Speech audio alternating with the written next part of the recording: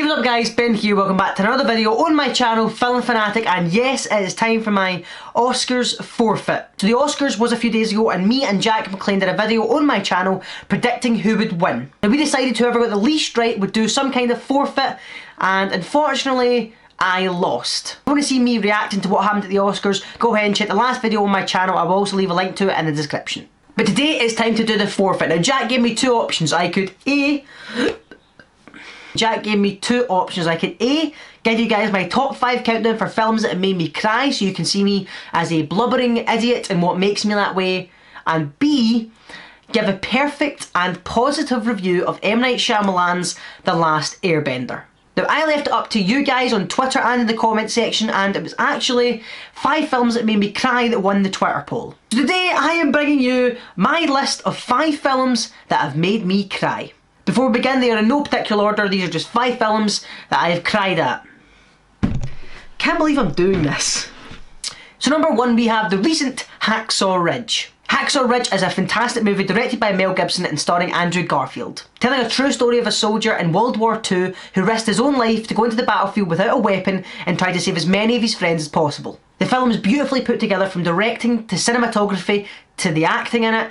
Everyone was perfect. Hence why it was nominated for things like Best Picture, Best Cinematography, Best Director and Best Actor Andrew Garfield. Now I think the reason this film hit me so hard is the fact that it's a true story. True story films always seem to hit me a little bit harder than others. I think it's because you can watch it and think, this actually happened to somebody, this happened in someone's life. Now that's an incredible thing to think, especially when you see what happened in this. I think the reason I love this movie so much is that they tried to make it quite a few years ago. However, the soldier it's based on refused to let it happen, as he wanted it to be a realistic retelling of what actually took place. Number 2, going a little bit more light-hearted now, it's the film Jack. Now Jack stars Robin Williams, my favourite actor of all time. The man is a genius. This is one of his much sillier and not his greatest film. This film, made in 1996, is about a boy who grows 4 times quicker than any of the other children. And so when he gets to about 5th grade, he's actually a 40-year-old man played by Robin Williams. It's a really, really silly movie. It has got some funny moments in it, but there was one bit,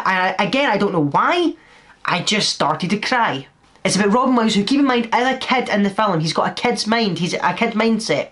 He goes to his teacher and asks her to go on a date with him to the school dance. Now, of course, he's seeing himself as a man, he's seeing himself in a man's body, and he sees all these other men out with these women, so he thinks it's acceptable for him to do that. And then when she breaks it to him, I can't do that, you're still a child, he has a heart attack going down the stairs in so much shock and his heart broken. Now, it's a silly film. It's not exactly going up for Oscars. They didn't go up for Oscars or anything like that. It was just a light-hearted Robin Williams film. But I don't know what it was about that bit just got me. I think it was the fact that he knows no other way. He's a kid. He doesn't know any better. And then he gets his heart broken by this woman, and that got to me for some reason. So yeah, Jack made me cry. I don't think anyone's ever said that 1996 Jack has ever made them cry. Well, there you go, I am one of those people.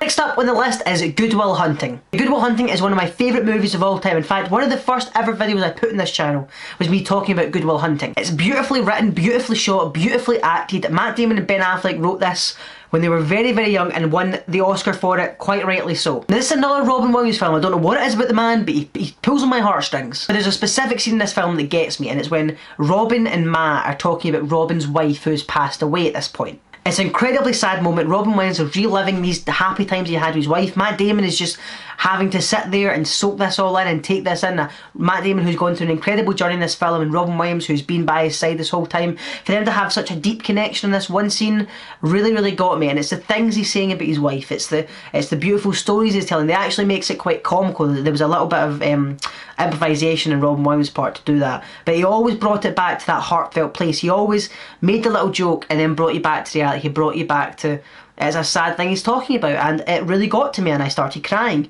I didn't cry the first time I watched it. I was just kind of in awe at how great this film was, but then after the second or third time, and I really, really started to listen to what they were saying and really, really start to feel what they were saying, it got to me and I started crying.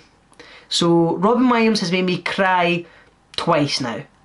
The man's a genius. Next up we have the film American Sniper. Now, American Sniper is not exactly one of the films people would say they cried at. It's the true story of US Navy SEAL Chris Kyle.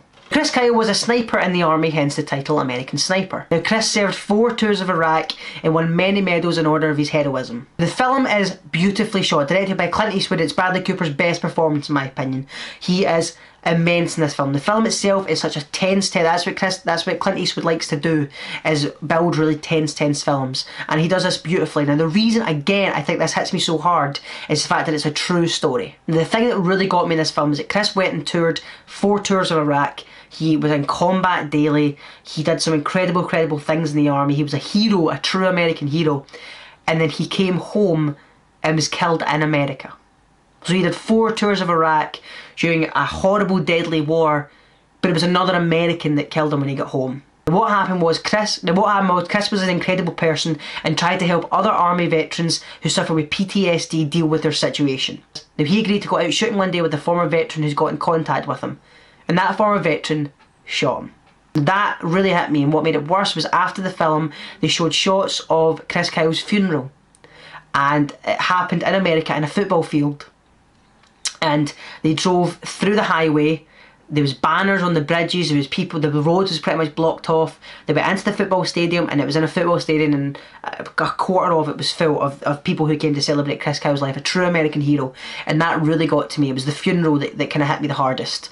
Chris Kyle, the story of Chris Kyle is an incredible film. If you haven't seen American Sniper, I would go check it out. It's fantastic. And finally, we have Rain Man. Now, Rain Man, again, is one of my favourite ever movies. From Dustin Hoffman and Tom Cruise, it's a film that if you want to be an actor, you watch this film. The performances from Tom Cruise, just as much as Dustin Hoffman, are brilliant. The story follows Tom Cruise's character, a selfish man who discovers that he is going to inherit money from his dead father. However, when he finds out the money has actually gone to a brother he never knew he had, he goes to visit him.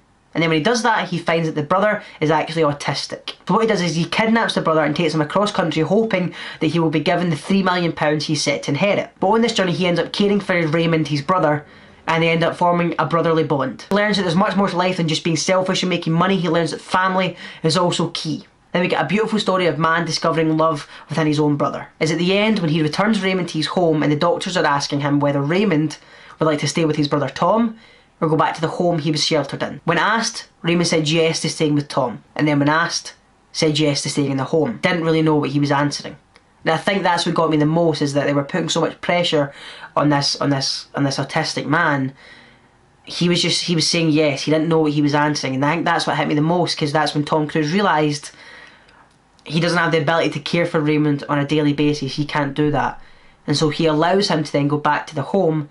But he becomes more involved in his life and becomes visiting him and taking him out on trips and stuff. But the thing that got me the most was Dustin Hoffman's performance of Rain Man throughout the whole film was phenomenal, and I believe he won the Oscar for it. If he didn't, he fully deserved it. Now, if you guys remember from my last video, if you haven't seen it, go check it out. But I talked about the fact me and Jack McLain are going to be dyeing our hair red for Red Nose Day. Now, we finally have our page up. You can go and sponsor us, go and support us, go and donate as much money or as little money as you can. It would be so appreciated. Thank you very much for watching, guys. Thank you very much for the support I've been getting on the channel recently. I really do appreciate it. Go ahead and leave a like rating if you enjoyed the video. Go ahead and drop in the comment section what are the films that have made you cry. I would love to hear from you guys. And don't forget to hit subscribe so you never miss some FilmFanatic content.